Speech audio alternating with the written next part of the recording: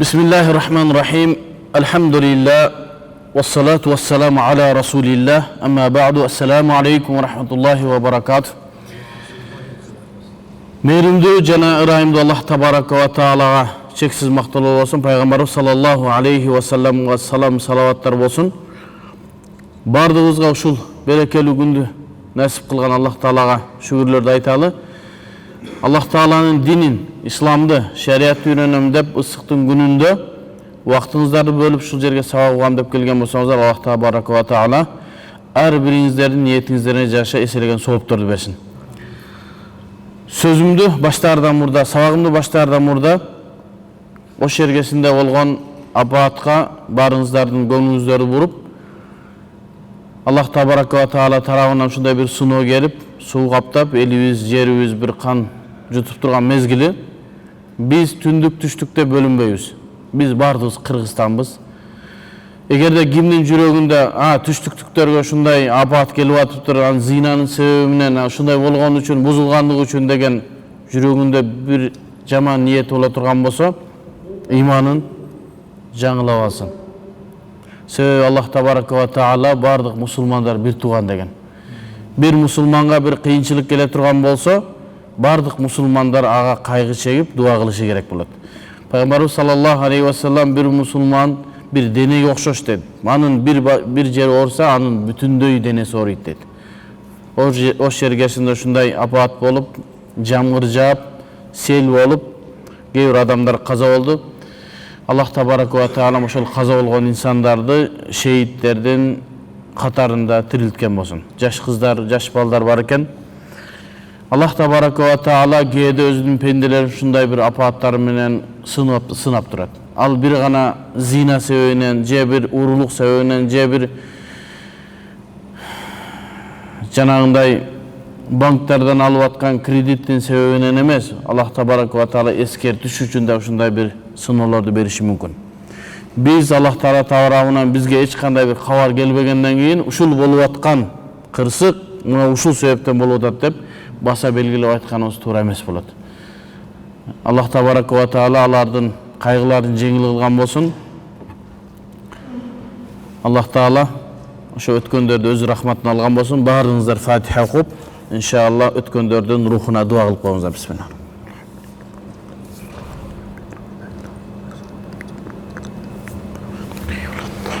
Amin. Allahu Akbar. Sabağınıza gele turgan bolsak, adattagıday эле биздин бүгүnkү eski Борбордук мечитте жай мезгилинде адамдар өзү негизинен жай мезгилинде сабактар токтойт, ошентсе дагы адамдардагы кээ бир муктаждыктарды чечүү максатында ушу сабакты баштаганбыз. Адамдарда кандай суроолор болсо, муктаждыктар болсо, ошолорго жооп берип, анын башында бир аз соода сатык боюнча сөз кылайлы дегенбиз. Сабагыбыздын башталышында айтканбыз, шарият негизи эки канаттан, эки тараптан турат. Бирөөсү тарбауи, экинчиси танзими дегенбиз. Тарбауи деген бул ибадатка байланыштуу маселе, ал эми танзими дегени бул соода сатык, муамалат, нике, талак, соода сатык ушуга байланыштуу маселелер. Эмне себептен башынан эле биз соода сатыктагы негизги маселелерге кирбестен ошого чейинки кириш сөздөрдү айтып атабыз. Себеби biz көбүнчө соода сатыкты, мамилелерди жакшы билбегендиктен азыр бизде кээ бир суроолор келип, ушул соода кандай болот, мындай кылып сатсам кандай болот десе, китептен издеп калабыз да. Китепте кайсыл жеринде ушундай жазыптыр деп, биздин о канча деген кылымдар мурда жазылган китептерге кайрылып калабыз. Андан мурда негизги сооданын фалсафасын, сооданын максатын биринчи түшүнө турган болсок, эгерде эрежелерди туура түшүнө турган болсок, азыркы мезгилде кандай соода болбосун, ал соодага биз жооп бере алабыз. Ошондой хикматтар, ошондой эрежелерден өткөндө бир эки эрежени айтканбыз, азыр дагы башка бир эрежеге токтолобуз. Бул эреже даф'уд дарари би фасхил акди ин лазима минху. Бул эреже ушундай эреже, эгерде соода кылып аткан адам, ал сатуучу, экинчи тарап сатып алуучу, эки адамдын ортосунда кылып аткан соода, мен саттым, ал алдым дегенден кийин ортодогу келишим байланат. Келишим байлангандан кийин ал келишимди кайра бузууга эч кандай мүмкүнчүлүк жок. Себеби бул кандай эле мен бул кызды алдым, ал мен сага турмушка чыктым дегенде болду, нике байланды. Анан кыз мага жакпаган болду. Кетпейт. Себеби нике байланды. Ошондой эле соодада дагы эки тарап. Мен саттым дегенден кийин экинчи тарап мен дагы сага сатып алдым деп экөө келишим түзгөндөн кийин ортодогу акт, келишим жокко чыкпайт. Бирок бир абалдар бар, келишим жокко чыгышы мүмкүн. Ошол маселе боюнча сүйлөшөбүз. Дайым эле биз көрүп калабыз, соода кылгандан кийин бирөө наразы болду, мен саттым алдым деп койгондон кийин эле болду эми лауз болуп калды, мен эми соодамдан кайра кайта албайм деген бир жактын жүрөгү ооруп, экинчи тарап сүйүнгөн боюнча кеткен соодалар болуп калат. Билесиңер ушуну? Лауз деген нерсе көбүнчө ош тарапта колдонулат. Өзү бул лафз деген араб тилинен алынган. Лафз деген нерсе оозуңан чыккан нерсе лафз болот. Ал деген нерсе мен оозуман чыкты, мен сага саттым дедим, эми кайта албайм. Сөз берип койдум. Эркек сөзүнө турат, кыргыз сөзүнө турат деген неме менен, баягы эски түшүнүк менен кандай болсо да сооданы аягына чыгаруу милдет болуп калат. Бүгүнкү өтө турган эрежебизде даф'уд дарар. Эгерде бирөө мен саттым, бирок сатып алдым дегенден кийин ал нерсенин эки тараптын бир тарабынан зыян ачык боло турган болуп калса, ошол келишимди жокко чыгаруу шариятта уруксат берилет. Даф'уд дарар. Себеби Аллах табарака ва таала бул сооданы пайда болуу үчүн бизге адал кылган. Пайдасы жок нерсени соода кылбайсың да. Сен сатып алып аткан адам алып аткан нерсеңен пайдаланайын дейсиң. Сатып аткан адам ушу сатып анын акчасын мен пайдаланайын дейсиң. Эгерде ушундай нерседе дарар, зыян бар боло турган болсо, ал нерсе сооданы мүмкүн бир тараптан жокко чыгарылуусу мүмкүн, экинчи тарап аны түшүнө билүүсү керек. فالعقد وجد لتحقيق المنفعة لا لجلب المضرة فإن لزمت منه مضرة لم يكن لازما وجاز فسخه. عقد соодадагы келишим وجد لتحقيق المنفعة. Соодадагы ушу келишимдин түзүлүүсүнүн негизи тахкик болуусу, ишке ашуусу al-manfa'a. Эки тарапка пайда алып келүүсү үчүн болгон. Ла ли жалбил мадарра. Зыян алып келүү үчүн эмес. Ортодогу соода сатык бир адамга зыян алып келбеш керек. Эки тарапка тең пайда алып келиш керек. Исламдын адилеттүүлүгүн караңыз. Бир адам эле пайдаланып, экинчи адам зыян тартып аткан болсо, болду, оозуңан чыкты, сен саттым дедим, мен алдым дедим, болду, башта оорутпа деген маселе эмес. Адилеттүүлүк шариятыбызда негизги нерсе. فإن لزمت منه مضرة. Эгерде ушу соодадан бир зыян ачык боло турган болсо, лам якун лазиман, ошол соода не милдеттүү болбой калат. Ва жаза фасхуху, ал сооданы бузуу дурус дейт. لأن الضرر مدفوع شرعا. Себеби зарылчылык, зыян нерсе шариятыбызда кайтарылган. Кайсы бир нерседе зыян боло турган болсо, аны шарият четке кагат. Эгерде сиз туруп окуңуз намазды, сизге зыян алып келе турган болсо, отуруп оку дейт. Эгерде сен дарат алсаң сага оору зыян бере турган болсо, анда таяммум кыл дейт. Эгерде орозо кармаймын деп атсаң, ден соолугуң жооп бербесе, Аллах Таала анда сага уруксат дейт. Эгерде убактылуу ооруп аткан болсоң, айыккандан кийин кайра орозоңдун казасын кармап бер дейт. Эгерде музмин айыгуусу мүмкүн эмес оор боло турган болсо, анда бокул сен орозо кармабагындагы анын ордуна фидия төлөп койгон дейт. Шариятыбызда ад-дарар, зыян дайыма кайтарылат. Кама лау истажара. Биздин пайгамбарыбыз саллаллаху алейхи ва салламдын хадиси бар. Бул шариятыбызда эң негизги эреже. Ла дарара ва ла дирар. Бул хадисти Абу Саид аль-Худри радиаллаху анху пайгамбарыбыздан риваят кылган сахих хадис. Бул хадисти Ибн Маджа жана башка хадис риваят кылган алымдар риваят кылган. Ла дарара ва ла дирар. Эч качан бардык нерседе чектеген жок, ал соода болсун, ал ден соолук болсун, ал мамиле болсун, бүт нерседе өзүңө да зыян келбесин, башка бирөөгө да зыян бербе деген эреже. Bunu ушул пайгамбарыбыздын ушул хадисин Каваидул фикхия деген шариятыбызда, Ханафи мазхабта жана башка бир мазхабтарда бир илим бар. Ошондогу эң негизги эрежелердин бирөөсү ла дарара ва ла дирар. Эч качан сен да зыян тартпа, башка бирөөгө да зыян келтирме. Зыян тартпоо бул ден соолукка байланыштуу да болушу мүмкүн. Жанагы орозодогу маселени айттык. Зыян тартпоо кошунага да болушу мүмкүн. Сен эч качан кошунаңа зыян бербегин. Эгер зыян бере турган болсоң, шариятта туура эмес кылып аткан болосуң. Эгер сенин бир сууну бир эгин зарыңды сугарып аткан болсоң, азыр сугара турган мезгил. Башка бир кошунаңа зыян бере турган болсо, шарият аны жектейт. Эгерде сенин дарагың кошуна тарапка, кошунанын огороту жака өсүп, ошонун көлөкөсү себебинен анын эгини өспөй турган болсо, сен дарагың кыркканга милдеттүүсүң. Үйүңдөн чыккан жаман суу кошунаңдын үйүнө кирбеши керек. Себеби зыян берип атасың. Бул жалпы эреже исламдагы бардык нерсеге түшөт. Ошон үчүн ислам аалымдар айтат, ушул хадис бүтүндөй шариаттын зыян бабындагы эң негизги эреже дейт. Эми ушул нерсе биздин соода сатыкка дагы туура келет. Мал, мүлк, жанагындай саткан нерседе дагы сатып алуучу дагы, сатуучу дагы зыян көрбөшү керек. Ислам шундай бизге тарбия берген. Ден соолукка дагы, малга дагы, өмүргө дагы, жерге дагы, сууга эч нерсеге зыян берүүгө жол бербейт. Бардыгына тыюу салынган. Ли анна дарара мадфуун шар'ан. Шариаттын талабы менен зарылчылык четке кагылат. Кема дейт, мисал келтирип атат. Лау истаджара ли қал'i дурсихи. Thumma zala al-waja'.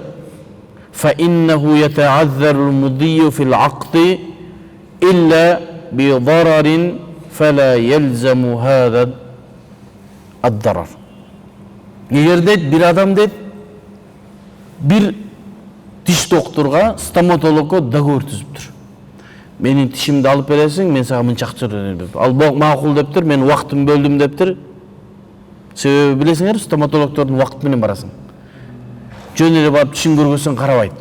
Себеби саат мынчада кел дейт, өзүнүн жанагы клиенттерин ошол убактысын чектеп койгон. Эгерде ошол чектеген убактысында барбай калсаң, ал айтат, сен менин мынча сомдук акчама зыян келтирдиң дейт. Ошон үчүн ушул нерсени мисал келтирип атат. Эгерде дейт бир врач менен, тиш доктуру менен, стоматолог менен договор кылсаң, келишим кылсаң, менин тишимди алып бер, тишим оорутат десеңиз, ал макул деп туруп убакыт бөлдү. Thumma zala al-waja'. Анан кийин карасаңыз, тишиңиз жакшы болуп калды. Тиш алдыргандан коркосуз, жакшы болуп калса, больницаны көргөндө тиш оорубай калат го, билесиңерби? Астына барганда оорубай калат го. Кандай болду? Баягы тиш ала турган убакытка келгенде тиш оорубай калды. Fa innahu yata'azzaru mudiyyu fil 'aqd. Эми бул жерде үзүр болуп атат. Эми кайра жок, мен кааласам, каалабасам, договор түзүп койгон, барып тишти алдырайын деп, сенин акың бар. Жанагы сага зыян берип аткан нерсе жок болду. Эми барып алдырсаң, мүмкүн зыян болушу мүмкүн. Ал тиш баягы түгүнөн ооруган болушу да мүмкүн, курт жеп, же болбосо жөн деле конфетти көбүрөөк жеп калсаң да ооруп, бир аздан кийин кайра айыгып калышы мүмкүн. Тишти алып салуу бул чоң зыян. Тишти мүмкүн болушунча сакташ керек. Илгери союз мезгилинде ушунча жаман барсаң эле тишиң жула берген. Ошентип азыркы биздин аксакалдар болсо көбүнүн тиши жок. Бул тиш ошол 1-12, 13, 14 жашта чыгат экен, болду ошол бойдон бисмилла кайра чыкпайт. Ошол менен өмүрүң өткүчөңдө ошол тиш менен жашашың керек. Демек, тишти сактап калуу милдет. Аны алдырып салуу зыян. Азыркы мезгилде мен көптөгөн стоматологдор менен сүйлөштүм. Эптеп мүмкүн болушунча күйрүп түшүп калганга чейин тишти сактап калууга мүмкүнчүлүк бар дейт. Качан болбой калганда гана анан тишти алынбаса, бир аз эле нерсеге тиш алынбайт дейт. Демек, анын барып тишти алып салуусу ал адамга зыян берип атат. Ушул мезгилде ижараны жокко чыгарып, мен тишим оорубай калды, мен барбайм десе, наркы андан акы талап кылганга акысы жок. Ушундай болуп калыптыр. Каддараллаху ма шафаал. Кудайым тааланын тагдыры экен, макул эми мен ушул мезгилде менин пешенеме акча жазылган эмес экен деп стоматолог, Кудайдан корккон стоматолог не кылыш керек? Уруксат бериш керек. Демек, мен бир мисал келтирдим. Ушуга окшогон мисалдар толуп тура. Эми ошого окшош эле азыркы замандагы дагы бир мисалды келтире турган болсок, бир адам муктаждык болуп калды дагы үйүндөгү, үйү салынып турган үйүнүн жыгачын сата турган болуп калды. Полун сата турган болуп калды, мисалы. Же болбосо үйүнө коюлган жанагы темир бир нерсесин, айбанчасын сатыш керек болуп калды, акча болуп калды. Бир адам менен келишти. Мен деди, муну сата турган болуп калдым, ал деди. Ал макул, мен аламын деди, экөө ортодо келишим кылды. Же болбосо бирөө айтты, муну мен үйүмдү жаңы куруп аттым эле, эме кылып койдум. Монтаж кылып койдум, зымды. Акча керек болуп, мен сатам деди. Ал айтты, как раз деди, мага акча зым керек болуп атат эле, арзан экен, мен алам деди. Келишим кылды. Келишим кылгандан кийин баягы адамдын муктаждыгы башка жактан чечилип калды. Бир жакшы инсандар бар, жардам берди, бир нерсе болду, баягы маселеси чечилип калды, келди. Эми тиги эшиктин астындагы айбанчаңды мен бузуп кетем, темирди деди. Айтасың, мен кечирип коесуң, менден жанагы нерсе кетти. Сен муну алып кетсең, мага зыян болуп атат. Мурда эмне себептен сатам дедим? Себеби мурда мен муктаж болуп калдым. Муктаж болгондо мен чочкон этин жесем да уруксат мага шариятта. Муктаж болгондо. Аракты ичсең дагы муктаж. Анан дагы эртең айтпасын. Ол жобай чочкон жесе кула берет, аракты ичет. Биздин шарият китептерибиз ачык жазылган. Бирөө бир чөлдө калды. Эч кандай нерсе жок. Ачка өлгөн атат. Ол жерде караса чочко өлүп жатат, же бир эшектин өлүгү жатат. Ошонун этин өлбөй турган даражада жесең, шарият уруксат берет. Ошол жегениң арам эмес. Себеби ахаффу дарарайн деген шариятыбызда дагы бир эреже бар. Эки оорчулуктун бирөөсүн жеңирээгин тандоо деген бар. Эки оорчулук келди. Биринчиси сен өлүшүң керек, экинчиси арам болгон жанагы этти жешиң керек, же чочконун эти. Эки оор кыйынчылыктын бирөөсүн тандоо сенега милдет. Тандабай өлүп калсаң күнөөкөр болосуң. Ахаффу дарарайн, эки оорчулук, эки кыйынчылыктын бирөөсүн тандоо. Шариятта ошондой. Бирөө бир жерде жүрөт, жеп тамагына бир нерсе туруп калды. Суу жок. Караса эки таксыр неме аракты ичип, жанына кичине бутылкада калып кетиптир, арак турат. Ошону ичип, тамагыңа туруп калган нерсени кетирсең болобу? Болот.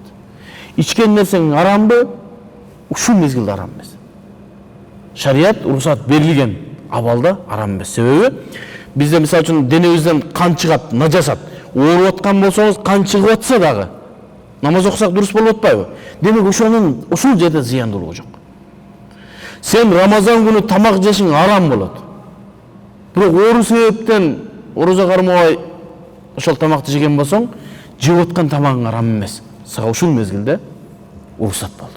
Жанагы келди, темирди алган атам, зымды алган атам, кечир таксырым, баягы маселем чечилип калды десе, тиги адам мажбур, сен соода кылгансың, же макул ал өзеки болсун, кол менен жазылган болсун.